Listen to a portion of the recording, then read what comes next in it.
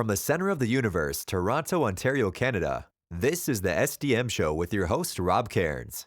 The SDM Show focuses on business, life, productivity, digital marketing, WordPress, and more. Sit back, relax, grab your favorite drink, and enjoy the show. Here is Rob.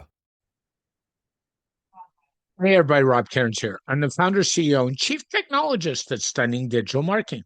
In today's show, I have Mr. Ryan Waterbury with me for our monthly agency chat. And Ryan and I are going to dive back into the world of tools. I know we've talked about tools before, but I thought, with the landscape changing and things changing out in cyberspace, we jump into the world of tools once again.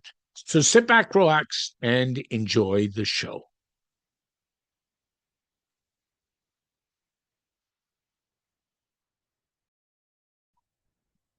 This episode is brought to you by All-in-One WP Migration, the most trusted WordPress migration plugin with over 60 million sites served. Whether you are switching hosts, changing domains, or moving to a new server, All-in-One WP Migration makes it one click. Try it for free at WordPress.org or visit servemass.com for pro features. Hey everybody, Rob Cairns here, and today I have my monthly co-host, Mr. Ryan Waterbury. Hey Ryan, how you doing, man? I'm doing okay. It's almost spring. Yeah, well, I'll tell you, Toronto is 23 degrees Celsius, which for you Americans puts us in over 70. So I am a happy camper today. But you know the way your weather goes, and you know the way my weather goes, and we're Yep, going to get to deep freeze next week again. So this yep, is a yep. We temporary situation. exactly. We got your Alberta Yeah, weather today. You get it next week. not my Alberta weather. That's my brother's Alberta weather because I live in Ontario, sir. I hear they may be seceding. I might move to not Canada if they do. Yeah. Anyway. Whatever. Anyway, we were we we were talking earlier today, as we do a lot of the time, and we were talking about agency tools, and you thought it'd be a good idea if we talked how things had changed. But it's worth mentioning you've had some backup troubles lately. And as Yes. an agent, and I bring that up because I'm a security guy, and I'm sorry, your backups are part of your agency tools. Yep. So Oh that's yeah. one thing that you need to make sure is working properly. And you've gone and fixed that with a hardware change, right? A cable, Mhm. basically. Well, And actually, it was a lot more than that. I'll get into that too. yeah, and but what I'm saying is backups have to be part of your agency tool stack. And I know Yeah. we've talked Yeah. backups on the show before, but not from that perspective. And I Mhm. think, and I'm not talking just the website backups. I'm talking about the backups of all your data on your PC, everything you store in the Mhm. cloud. Um, I use cloud backup services that actually back up all my cloud stuff to my NAS. I do that on purpose. What do you think about that? Backups are invaluable, and you know, run into a couple of issues over the past few years. Just Apple locking stuff down because you shouldn't be Mhm. playing in the terminal window apparently and using SSH. They locked it out. I mean, I Yeah. understand most people don't use the machine like that, but once that got resolved, it was another thing, and then another. And finally, I Mhm. realized when I had upgraded to the M architecture chips that my old enclosure didn't negotiate with the Thunderbolt ports on the new machines, Yep. and it was running Yep. at less than 10% of the speed that it had before. So not only was it just a cable change, it was actually swapping out the enclosure, realizing the drives are due to be replaced. They've been around for 5 years now, in August. Mhm. So it was a full RAID rebuild. And what should have been a simple cable swap for a 20-minute adventure took 3 days total. Yep. And, Yep. I, but I wanted to throw in the hard drive, age, every 5 years if you haven't replaced. That's the reasonable life for professional use. And we're coming up on those number of hours. They're all still great drives. We're going to use them in our archive RAID. We always rotate them out at that point. But backups are important. And I've had some cloud backups from our VPS panel provider fail. Support was absolutely horseshit. And, going to finding out how slow the backup was from my local backup, it really said, oh, we have a problem and, it needs attention. Now, some of these tools like this, you set up and they run for years. And honestly, I've only had a couple of issues with my local RAID storage in the past 5 years, like one or two. And, usually that's when you wake up to an inbox full of 600 messages that stuff failed to write to the drive or another one. And that's when you get a little nervous, because knowing that from all sources, we have two cloud sources from two different methods, and then the local, I've had backups fail to restore from each of those services. And that's why we have multiple redundant backups. And this is kind of a philosophy for all your tools. You should have redundant systems whenever possible. No question. I wanted to talk about tools because I was flipping through my Facebook memories earlier this week when we were looking for topics, and I said, "Hey, we recorded a show, I think 2 years ago on agency tools and what's your tool stack." And a lot's changed in those 2 years. We'll talk about AI. That's a big one part of it, but it was a good thing that you brought up backups and hardware and just SOPs. Those are part of your tool set. And, it needs, it's been a pain over the past 2 years. I got to say, even in the last one where everything's changing daily. It used to be, every month you might want to take a look, or every quarter, maybe every year you'd evaluate, but I'm evaluating new tools all the time. It's like, oh, how does this work now? How does this work? Things are happening at a, breakneck pace. So I had to take a step back and fix the backups, something that's just solid that you expect to work, and getting those tools and processes in at a baseline and making sure that things that you rely on are solid. And, once that's nailed down, then you can start looking at I always say the fun tools, because I'm, a tech enthusiast as well as a professional. Yeah. But what I would also say too is we got to be really careful we don't get caught up in the shiny tool syndrome, that this is the next tool. I think it's important to evaluate and spend time working on our business, which you and I both do very well. We invest time into business, so we're not working for it. And I think this is part of the process. But we also got to be very careful that we don't get caught. Like I was kind of looking at tools, and I'm like you, I evaluate every month pretty well. And lately, I've been kind of looking at my tool stack, and where I personally have the problem is, and I'm such a time management guy, is time management tools.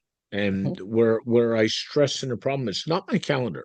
My calendar is a Google Calendar. And, I'll share with in a minute an issue I had, and I was kind of grunting at you and complaining at you lately about it. It's kind of gone on and again, off again.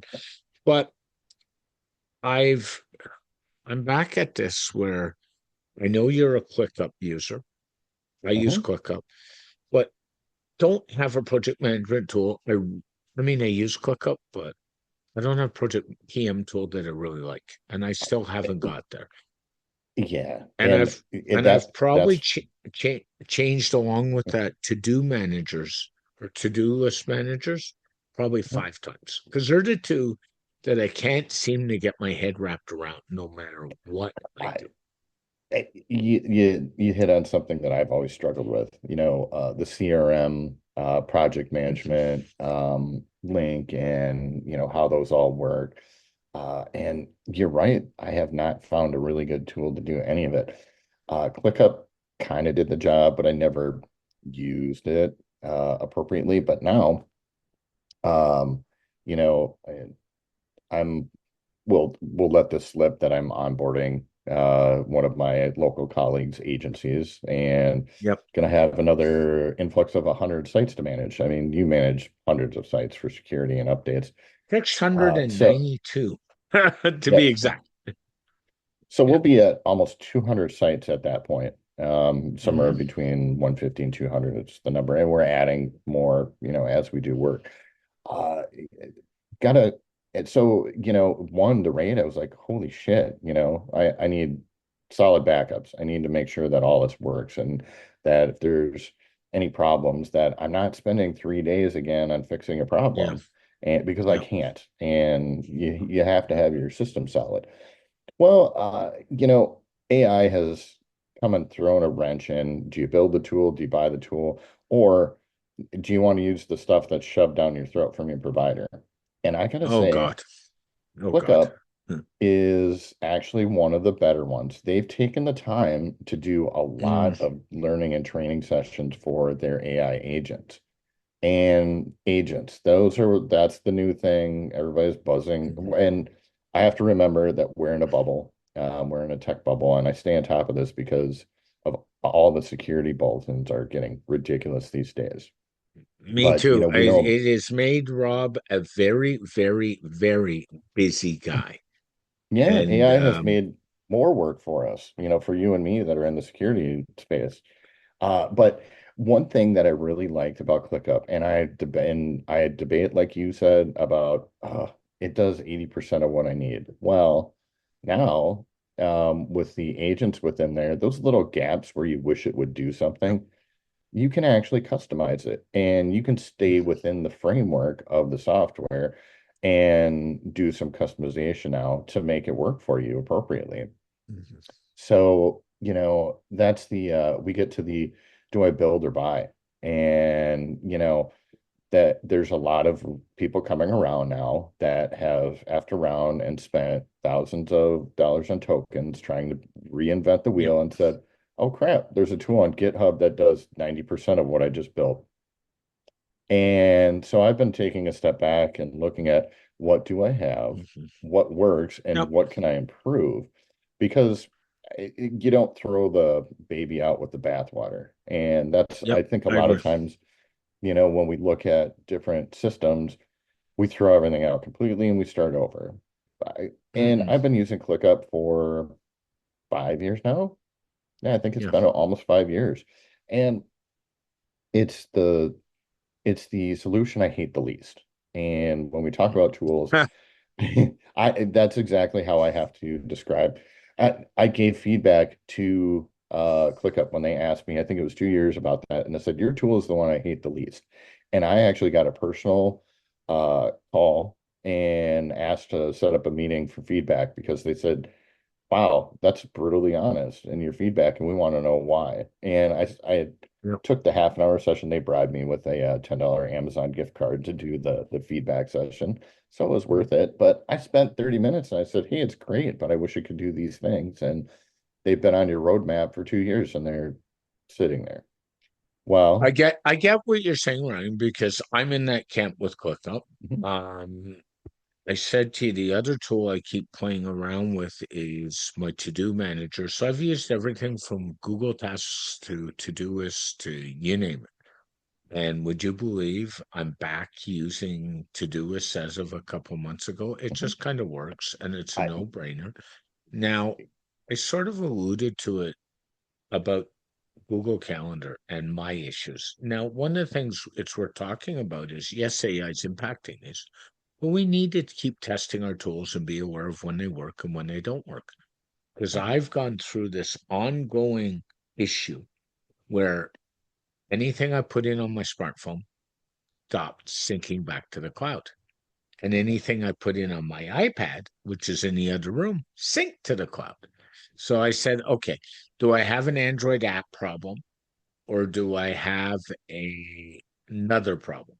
So what I went and did was I downloaded an Android calendar app that interfaced with Google Calendar 2 weeks ago and tried to enter stuff there. Guess what? That didn't sync to the cloud either. Mhm. And then in pure frustration, I took my Google account, my Prime Google account, removed it from my smartphone, re-added it to my smartphone, and guess what? Problem solved. So the point I'm making is just because you have a backup tool, just because you have a calendar tool, just because you have a ClickUp tool, and we all tell clients in a web game, test your forms, test this, test that. As Mhm. agency owners, we need to test our tools to make sure they're functioning the way we think they are functioning. Right. One thing I wanted to mention before we moved on from PM tools Sure. and ClickUp in general, and I wanted to add on the fact, after I had that personal review session and I was Mhm. really happy that they had done that. What they've done since they've rolled out their AI agents, where a lot of companies like Salesforce have slashed 3 to 30,000 people and their end users are mad because the customer service is gone. ClickUp, on the other hand, has gone the other direction. They are continually offering more one-on-one sessions to onboard and use these new tools and help you Yep. work with them.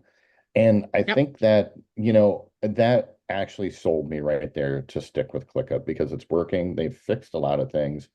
Things are finally where I want them, and they're offering actual human help. That's a rarity today in a lot of tech companies. Yep. And there are a Yep. lot of tech companies that are getting bit in the ass where they've let go a lot of support staff. They're relying on chatbots. Our friend Todd had a great example in his weekly email that had the chatbot. The tech guy was explaining it to the board and said, "Hey, look, the chatbot said, hey, here's your problem answered on, page 14. Here's the document." And they had a really angry response that said, "Why the F can't I do this? How do I do this information?" Well, what they wanted was customer service. Yep. And, when Of we course. talk And about and tools, and in the web game, the one web host that's on that route for a couple years now, and you know where I'm going, is mhm, the almighty host a lot of people in WordPress used to use in that site ground. Their service, pardon my French, sucks. Reality of it. mhm, I went through this 2 weeks ago. I was trying to sort out a cell phone bill for Rogers. And would you believe, after spending an hour and 10 minutes in queue, they tossed me to an AI chatbot? that is Uh-huh. unreal. Mhm. And I And, was so mad. oh, yeah. And Yeah. they And, don't even want to talk. And even these companies are using AI. So they all have customer service emails. They're using AI to answer those. They're not even mhm. using a human. And I'm looking at these canned responses saying, do you even respond to do you even know what we're asking or sending you? And what I'm going to say to you, Ryan, is if you're in business, I don't care if you're an agency business, if you're a retail operation, if you're a manufacturing operation, if you're a home service like a plumber or a carpenter or any of that, don't use AI to do this. Differentiate yourself by actually taking the time and answering and being one-on-one. Because if you provide service in today's market, you will excel and exceed expectations. And I, that is so key. exactly. And, I see the Anthropic CEO being and Mhm. he comes off like an arrogant jackass sometimes when he says all these jobs are going to be gone. And I look and, at the segment that they mapped out, a lot of them will be. That's true, but it's Yep. not going to happen for a couple of years because Mhm. you've already experienced it. I've experienced it. People are trying to automate and save a buck right now, and it's pissing their clients off. And Oh I yeah. think we're gonna see a quick reversal here when the AI bubble bursts, and the people that have been doing good support. That's why I wanted to highlight ClickUp and Yep. highlight your agency and my agency that we're doing things the right way. We're automating processes that are automatable. Investing in redundancy so that if something breaks, that we can continue to offer support for our customers while we Yep. schedule some time to work on, those critical things and continue to Yep. run. So that's the thing now is evaluating good tools that help you automate functions Mhm. where before when we started talking about the PM one where we had to find one where we didn't hate, now it's I want to find one that helps me automate and takes the role of a VA. Yeah. And when we talk about tools, I'm looking at not only tools to help me manage my day and organize and work with my team, but I'm looking at tools to replace team members or empower the team members that I have to do Yeah. more work. And so the game's kind of changed in that method that it's still the same. We want to do more with less, but you have to be really cautious. And the other thing is the App Store, Apple put their foot down and said no more AI slop, and because our app marketplace is getting flooded with junk that nobody downloads. And so when we look at new, Google's not far behind either, by the way. It's coming. with AI, I mean, making tools and developing software, AI did to the rest of the software world what plugins did to the WordPress world. It commoditized software development Yeah. across the board. The And only problem is we are running into, you know where I'm going, don't you? mhm, Security oh yeah. issues all over the place. And Mhm. I was having a conversation with somebody this week, a business conversation, and they vibe code. And there's a couple guys in the WordPress space. I'm not going to call them out, but you know who they are. I know who they are. They vibe code everything. Well, guess what, guys? I'm waiting for the security holes to get in those vibe codes. Oh, our software's secure. No, don't believe it. And it's the Yeah. same problem with people thinking, oh, there's who was it? Yost Duvall. I will call him out because he turned around and said, I don't need a CMS anymore. Maybe you don't because you're a dev. But you know what? Mhm. The rest of the world still does need a CMS because I they don't function that exactly. way. And I'm not gonna lie, I vibe code a lot of stuff, but I do it as a developer. Yep. And I Yep. actually just this morning, and I work in anti-gravity primarily because it's a fork of VS Code. I don't like working with Claude because it's just a conversation window. Oh God. And so I want my hands in the code in the IDE. Now there are some issues with the anti-gravity, but I will tell you that I have to accept all the changes, and Mhm. uh, I write a very specific implementation plan. I have one of the higher level agents like Claude Opus Planet, and I said, okay, that matches up with what I want to do using the right libraries. You are building the routes that I told you to build, and then I hand it Yep. off to a coding agent. Great, and I review everything myself. I also, use the native VS Code lint checkers for syntax, and that's actually been the best thing. It can write the same code I would, but it's faster. You just have to give it a lot of instruction ahead of time. And I'm Yep. not letting it pick things. I'm writing Laravel apps. I'm writing WordPress plugins, and I'm adhering to the security standards for those frameworks. Now, you see guys using Replit, Lovable, and they're like, oh, I'm just throwing it out on Netlify, and I don't need that CMS. How many of those guys have you heard get hacked? Or, some famous WordPress influencer that said, I'm gonna vibe code my own CMS and got their entire website hacked. And You know which one we're talking about. I Yep. yeah, I Yep. know. And it's just scary that, I see two things from my customers out there. They're either trying to encourage their employees to use AI more, uh, and they really don't know how to use it, or they're on the other side where they're like, we don't need as much from you anymore. We're going to do all this ourselves, and they put out slop, and then they find out that they're not getting leads. Their site is invisible to Mhm. Google, Chat GPT, and everywhere after they've done their own work. So right now, AI doesn't replace your tools. It can help you automate some things if you know what you're doing, and you should Yep. use the correct automations if they make sense within the tools that you already use. But Mhm. just because you have that, like you said earlier, that shiny new object that says, "Oh, we can do these things in minutes instead of hours and replace all these people Gender. and processes," it's not there yet. Yeah. That's And by the the way, AI. AI and automation aren't the problem. It's how we're using AI and Mhm. automation is the problem. Right. Yep. And I, you look at the time of this record, what's the biggest security risk out there right now? A new iPhone piece of malware. And the reality of it is it's dangerous. It lets people take over your phone. You know the one I'm mhm. talking about. But the other reality is if you're not a nation state, you're not a journalist, you're not a well-known celebrity, they're probably not going to go after your phone anyway. So, like, let's be honest here, right? Right. But as a result, this one has gained so much press that as of yesterday, Apple says they're working on an emergency fix.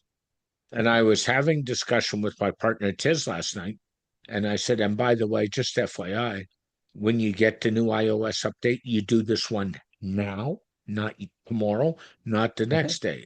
And she basically said, what's in it? And I ran through it real quickly. And that, Okay. but the problem is the average person, and she's an office admin, has no clue what you and I are dealing with on a daily basis. The average agency, and I'm sorry, agencies are the worst because they code and they do not do the security to back up the how do we protect their agency or our clients. They basically code a pretty little website and say, here you go. Yeah, it looks nice, but then when it gets hacked 3 weeks later, they kind of look at you and say, not my problem.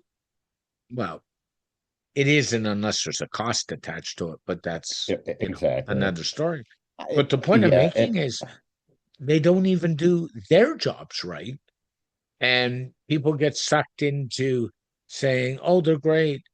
And then they wonder why in the devs and designers get a bad name because they do what they do well, but the public doesn't get what should be done either. I that's the other thing about these vibe coded apps. When you want to Yep. make a change, I can go and I work in SEO, so we play these probabilities all the time. And I Hmm. can go and scrape a client's website and scrape their competitor's website and ask for some feedback. 5 times out of five, Chat GPT, if I use the API or the chat window to do these functions, do you know how many different responses I get? 5. Five. They're all Yep. different. Yep. They all might be kind of close, but they're all a little bit different. And so when we Yep. talk about software, when you actually need to follow strict adherence to code quality, and you Hmm. write me 5 different responses and you vibe coded your app, can you Yeah, tell me I where the got security hole concerns. is? And you Yep. can't. The other thing is these new methods are causing problems for open source maintainers. I think I shared an article today where Yep. You did. there's an opinion, an editorial article from a really well-known dev and security expert said, we used to see, a couple of as an open source package maintainer, maybe one or two a quarter, and then it was one or two a month, then it was a handful a week, and then it's a handful a day. And Yeah. the real worry is it said this could crush some open source packages. And No there are some question. And the problem and is, it's not that we're seeing one or two a day. The time the exploit is found to the time the exploit is invoked or the payload is deployed is minutes and hours, not days and weeks. So Mhm. the problem with that is, I truly believe, and I'm going to say this, and you're going to agree with me. Anybody that's out there hiring an agency and the agency says, we'll do security updates once a week for you, I don't think that's enough anymore. Honestly, I don't. No. I also don't think it's a good idea to turn on automated updates, but that's another discussion for another podcast. But the bottom line at the end of the day is if you know it's hours and minutes, you gotta close the window a little bit. And the only way to close that window is to protect yourself. And you think we're all using AI. I can guarantee you every hacker out there is using AI too. So AI is what's changed the tools, but AI is also what's made your life and my life, in some respects, rougher, not easier either. Exactly. These tools that make our coding life easier, and Yeah. make our tools easier, when we talk about these agents to, replace an employee, well, when you hand them over your API key to your entire Google account or your Yeah. Cloud account, and you have an exploit on your unsecured OpenClaw multi-agent workflow, and it's exploited, and you wake up to a $28,000 API bill because somebody used it Yeah. to hack all sorts of other things, Oh, it's that's a coming. problem. Yep. And a lot of And these, that's the concern with WordPress version 7. I'm going to be, yeah, and Tim Nash and I talked about that in our monthly podcast. And because not Tim Nash, WordPress 7 has connections to Gemini, OpenCloud, and OpenAI right built in. And the minute somebody hacks you, they'll find a way to just scramble your API key. And guess what, folks?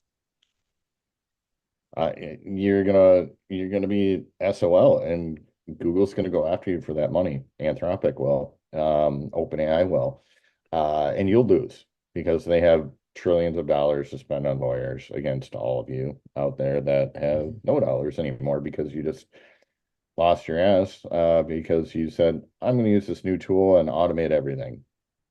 Yeah. So when we talk about tools, build versus buy versus invest in one that's been around for a while, I'm probably Yep. going to stick with using CMS's frameworks that have been around for a while, No that question. have good security practices. And there's no questions that I am rebuilding some tools that we use that are thousands of dollars a year because I'm a Yep. fairly decent developer, and I can retool some of these things a lot quicker than I could, even a year ago.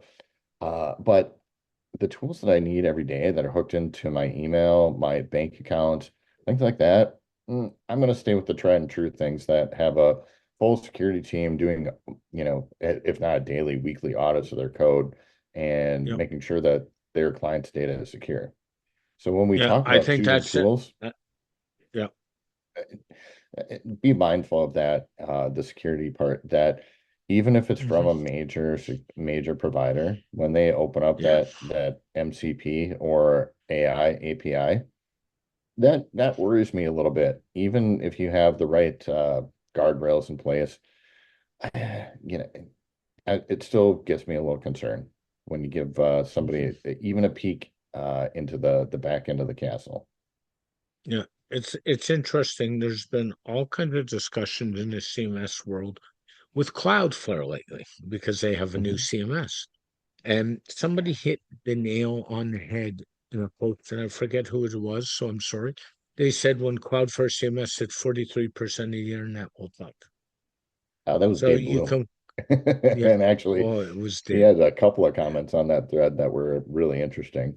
You know, and I'm not surprised knowing Dave, and Dave is a local boy. I've actually been out with Mhm. Dave. And the bottom line is he's got a valid point. Like, Yeah.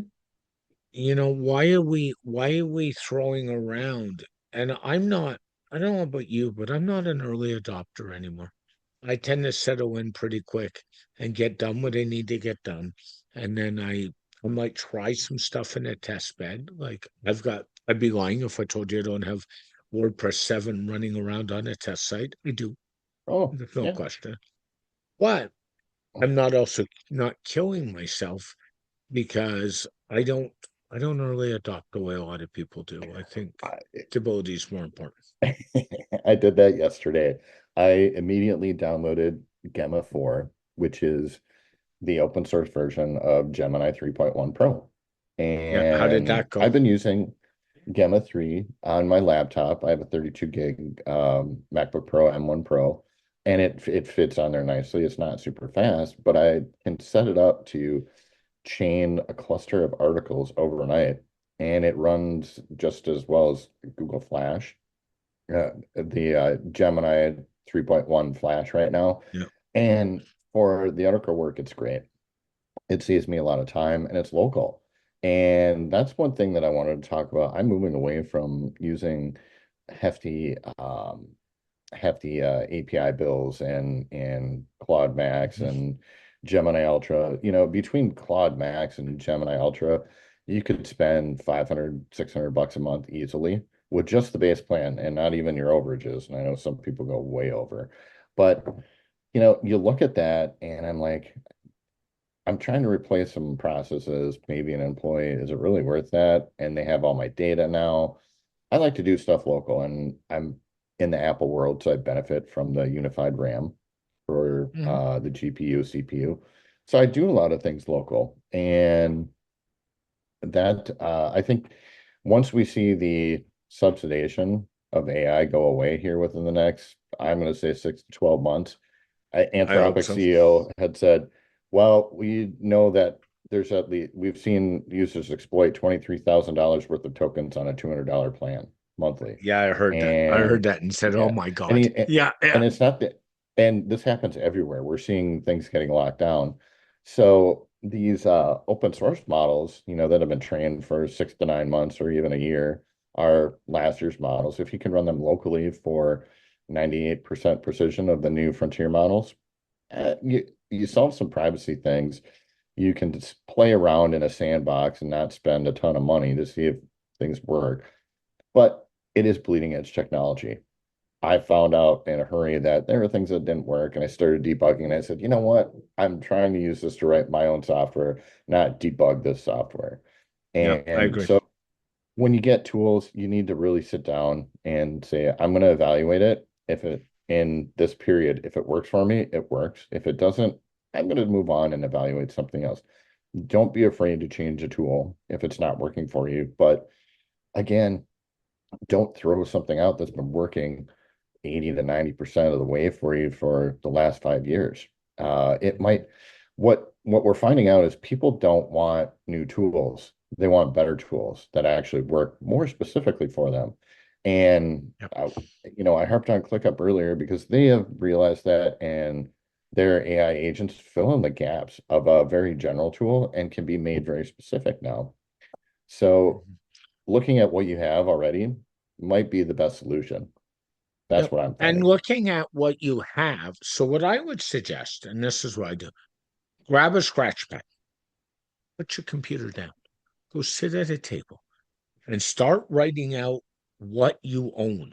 Because where agencies get caught is the endless subscription budget too. And and I'll bet you most agencies own two or three tools to do the same thing. And they're not even using the other two. So sit down and figure it out because I'm a big believer. So I kind of look at what tools I'm running beyond WordPress, which is yours and my CMS of choice, some Mhm. premium stuff we pay for. That's a separate bucket, right? But in the agency itself, I look at I've got a backup tool, I've got a cloud drive tool, I've got a video tool. I use Zoom. I've got already got a have a an AI tool for me that's Gemini every day, all day. Okay. And Mhm. I keep going down the list. And then when somebody says, "Oh, you should use another podcast recorder," I said, "Really? I've already got AI to do other things. I've already got Zoom to do other things. So what do I need another podcast tool for?" "Oh, well, it works really well." And I'm thinking, yeah, to add to tool slop in my agency? Like, come on, guys. Mhm. But that's how they grow. Instead of people trying to find the best overall solution, they start going the best of breed for each task, which is a major, major, major. Yeah, and obviously there are some single-use tools out there. Like, Yep. I've used Photoshop since 1993. I'm not going to use anything else for video editing. I know it like the back of my hand. And it, For photo editing, sorry. Photoshop does yeah, photos, not that. yeah, for a lot of image editing. And honestly, single built, purpose-built tools like that are still great. A lot of companies got into the sprawl, and this is also why I like my Google Workspace account, because I have Drive, I have all my Office apps, I Yep. have Google Meet for video conferencing, and it's all on one. Well, it used to be a low monthly subscription. It's not so much, It's gonna. but I took some stock and I said, oh wow, I'm paying for the Business Plus plan for the extra storage. Well, now I have a new Thunderbolt drive array that's fully redundant. with my other drive array in another location now, I'm gonna lower my subscription and it's gonna save me Yep. $30 a month per user. Yeah. And I have a couple of users now. The problem I had with Google Workspaces, and you and I have talked about this, as we're saying, my biggest qualm is email. And I don't think Google's email is bad, but the one thing the mobile app will not let you do is set up rules in the mobile app. And it Oh, drives me insane. So I decided because of that a couple years ago, I terminated my Workspaces account. I already have a Zoom account for the podcast. I just think Zoom, for me, Zoom works better. And I terminated my Workspaces account. And for email, I went to an Australian company called Fastmail. And they hmm, now, the other thing they've done is they now have a Windows native app too. So I don't have to run a generic email program or do it through the web. They have their own app, which is awesome. And it allows me to set up mobile rules on the fly. And for me, that's really important because I'm so hmm. mobile. I'm never home. I mean, I work on the fly. I do that. And I go nuts if I can't set up mobile rules. Because if I tag something and say, I'll do this later, I'm not doing it later. Now, that said, I'm still all in with Google. I just have a massive Google One account on an AI tool. So I'm not saying Google is Sure. bad, but that was a factor for me and all that. And, everybody knocks and says, "Oh, I don't like Google. I don't like Microsoft. I don't like Amazon." Guess what, folks? Everybody's using Amazon, Microsoft, and Google so they can say whatever they want. Exactly. I That's mean, I know I'm very privacy focused, and that's why I have my Mhm. local AI lab. I'm gonna drop the money on two M5 Ultra Max Studios in June. I'm doing it, and hopefully they bring back the 512 gigs so I can have a terabyte of AI Yep. lab space. Yep. Great. And Yep. I will dump every single one of my Mac subscriptions down to the very minimum.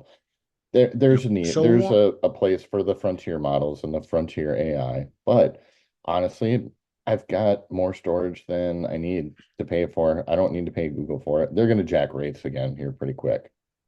Yep. So So one of the that's tools my other we motivation. really haven't talked about, and you mentioned your lab, and you and I talk a lot about Windows and Macs and stuff. And it's worth mentioning is that whole mobile ecosystem. Do you have a tablet? Do you have a smartphone? Those tools, folks. People don't look at it that way. Do you have a PC or a Mac? And I think we're getting to the point where it's a comfort factor. Do you like an iPhone? Do you like whatever? And I'm not Right. going to fight the Coke and Pepsi, Mac and PC fight. What I Mhm. am going to say is, if you're thinking about upgrading, and you know where I'm going, do it now because memory prices are as bad as gas prices. They're on the way up and they don't fluctuate the way gas prices do. Yeah. So I So I will tell you they're going to come down a little, but not much. I Uh, know. the as part of the testing that I did with the Gamma 4 model, the Turbo Quant and the Polar Quant, basically it allows you to um, do some really neat compression on the caching for your context window. Yep. And the Yep. amount of RAM that you need to run some of these Frontier models, it used to be a terabyte. Now you can get them in under 256 gigs of RAM. And when you quantize them, you can get them down to 32 and run them. They're not as accurate, but what that's done is it's when Google announced that they were releasing this with Gemma 4, the new caching with the smaller models and the higher accuracy, that dropped. I mean, the RAM tumbled on the market. It's still up there because there's still a lot of orders for machines Yeah. that are unfulfilled. NVIDIA kind of got the finger from OpenAI because they canceled a huge haul because they dropped their deal with Disney. So they don't need all those GPUs now. Um, but you're right. Get as much RAM as possible. If you're talking tools and you're going to buy a new machine, I'm not getting less than 128 gigs of RAM. That is the floor for any machine that I'm looking at. And, for me, just having the ability to run my own AI models on my local hardware is important because I've automated a lot of things through those methods. Mhm. Not everyone Yep. has, and not everyone needs that. Most people will be fine with 32 gigs, but you're absolutely correct. RAM is at a premium right now, and it will be for the next, I don't know, probably 3 to 6 months. So is hard drives to go with it, to be honest with you. I Yep. ordered a couple USB 3 hard drives the other day, and it was like, oh my God, did they really go up that much? And I'm talking a 4 terabyte drive is about 50 bucks Canadian right now. USB 3, that much. Like Oh, this. the it's gotten really bad because I looked at I have Western Digital Plus. And the reason I went Yeah, with Plus over Pro is because the RAID is in a room that's close enough to my bedroom that I can hear it if it chatters. Well, um, those drives I think I picked up for less than 200 bucks a drive. I think it was 150 a drive maybe a few years ago. You can't find them. If you can find them, they're not less than 350 or 400 bucks a drive I for know. the I know. RAID or NAS capable drives. I Storage has think so. gotten absolutely ridiculous. So if you can buy what you need now, do it. But I would say hold off on some storage if you can. You're going to have to because some of it's just not even available out there. It's getting price conscientious. Yeah, I Mhm. hear you. Anyway, Ryan, it's been a great conversation. The key is to tell everybody out there, especially in the agency space. Jeez. Um, Evaluate your tools. Make sure you're running. Make sure you're not duplicating. Look at what it's costing you and look at what your needs are. I think those are the really key factors. Yeah, exactly. And one thing that neither of us mentioned is implementation time, cost, and effort. Oh yeah. Yep. Yep. That's the other thing that those shiny new tools may look and sound great until they aren't. And then you're SOL and you're stuck if you've invested a lot of Hmm. money. So So uh yeah, evaluate your tool stack, see what's working, see what you can mhm. improve within it. That's my advice today. Yeah, I would agree with it. Thanks, Ryan. Have a great day. Go on over to One Dog Solutions, find out what Ryan's up to. Follow the podcast. We'd be glad to help you and talk to you soon. Have a great day, Ryan. Bye bye. You too.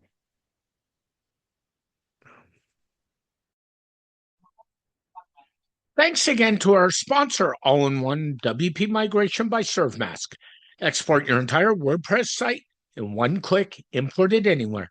No server access needed, no command line, works with every hosting provider. Free on WordPress.org for extension at servemask.com. A very special thank you to Ryan for joining me on this edition of the SDM Show. The SDM Show is dedicated to my late father, Bruce Cairns. Dad, I miss you very much every day. My mother, Ann Cairns, who's still doing really well and is an inspiration. And of course, Tiz Maroney. And Tiz, I know I've said it, but thank you so much for all the inspiration you give me every day.